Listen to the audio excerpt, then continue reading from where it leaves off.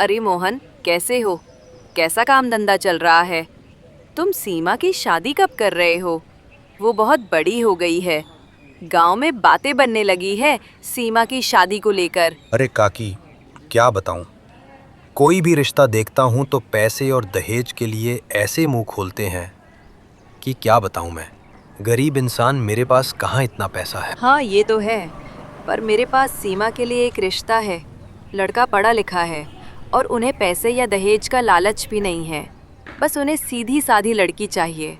तुम कहो तो बात चलाओ सीमा के लिए। हाँ हाँ, क्यों नहीं।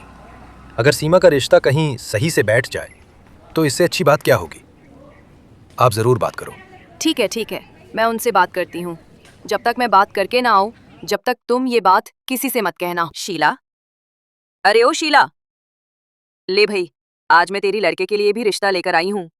तू हमेशा मुझे ताने मारती रहती है ना कि पूरे गांव के रिश्ते करवा दिए, मेरे ही बेटे के लिए नहीं करवाया। ले, आज तेरे बेटे के लिए भी अच्छा सा रिश्ता लेकर आई हूँ। आइए आइए काकी, नमस्ते। आइए बैठिए, आप और माँ बात कीजिए। और बताओ, कैसी हो तुम? और कौन है वो लड़की? कहाँ रहती है और किसकी बेटी है? क्या वो हमारे घर में सेट हो पाएगी? हाँ, सब बताती हूँ मैं। तो ठीक हूँ, अब तुम भी ठीक हो जाओ। लड़की पास वाले गांव की है और भली लड़की है, सीधी सादी है, सब संस्कार है। बस बिन माँ की बेटी के बाप के पास ज्यादा पैसा नहीं है। बस सीधी सादी शादी कर सकता है। भगवान का दिया सब कुछ है।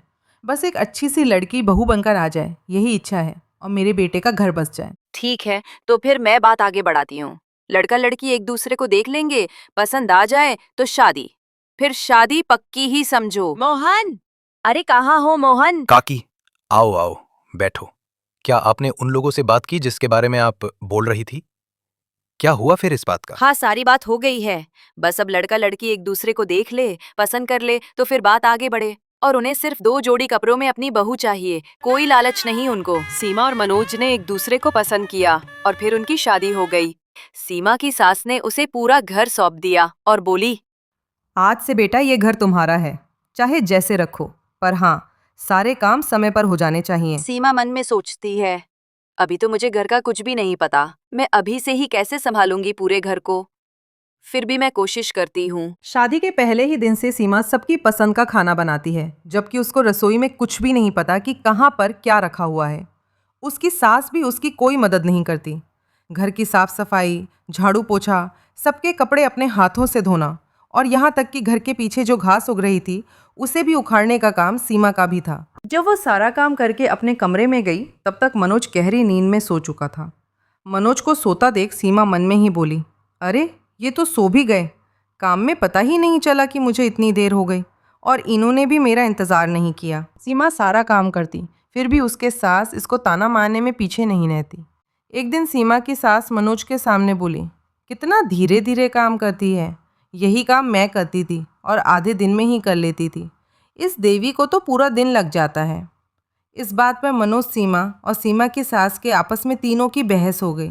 सीमा अपनी सफाई देती रही और उसकी बात मनोज ने भी नहीं सुनी। रोज़ रोज़ की बहस और तानों से सीमा परेशान होने लगी है, और उसकी मानसिक परेशानी इतनी बढ़ गई कि वो बीमार रहने लगी।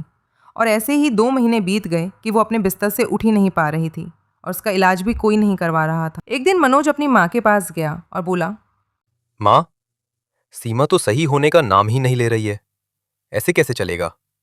मेरी ही किस्मत में ये बीमार बीवी थी क्या? क्या करूं? मैंने भी सोचा था बहू आएगी, घर का काम कर लेगी, अब मुझे भी घर से मुक्ति मिलेगी, पर मेरी जान को तो काम और बढ़ गया। मैं तो कहती हूँ, छोड़ इस बीमार को और पटक आ इसको इसके बाप के घर। माँ और बेटे की ये बातें सीमा ने चुपके से सुन ली थी। उसने ये कभी भी नहीं सोचा था कि ये लोग उसके बारे में ऐसा सोचते हैं। वो अपनी कमरे में जाकर बहुत रोई और रोते रोते उसने फैसला किया कि अगर ये लोग मुझे अपने घर छोड़कर आएंगे तो वो चुपचाप चली जाएगी। और हुआ भी ऐसा ही।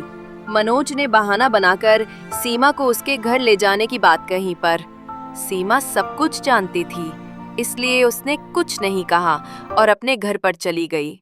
सीमा को आया देख उसके उसके बाबा बहुत खुश हुए, पर ये खुशी 2 ही पल की थी। मनोज के जाने पर सीमा ने अपने बाबा को सब कुछ बताया। वो बहुत दुखी हुए। सीमा के बाबा ने सबसे पहले सीमा का वैद्य जी से इलाज करवाया। महीने भर में ही सीमा एकदम सही होगी और अब तक सीमा के ससुराल से उसे लेने या उसके हालचाल पूछने के लिए कोई खोज खबर नहीं आई। पर सीमा ने हार नहीं मानी। उसने सरकारी नौकरी के लिए दिन रात पढ़ाई की और एक दिन वो सरकारी टीचर बन ही गई। सीमा की सरकारी टीचर बनने के बाद पूरा गांव और उसके बाबा बहुत खुश थे। जब सीमा की ससुराल में ये बात पता चली तो मनोज उसे लेने आया और बोला, बहुत बहुत बधाई हो सीमा, तुम्हारा घर तुम्हें बहुत याद कर रहा है। चलो मेरे साथ, माँ तुम्हें बहुत याद करती है। बहुत जल्दी याद नहीं आ गई मेरी।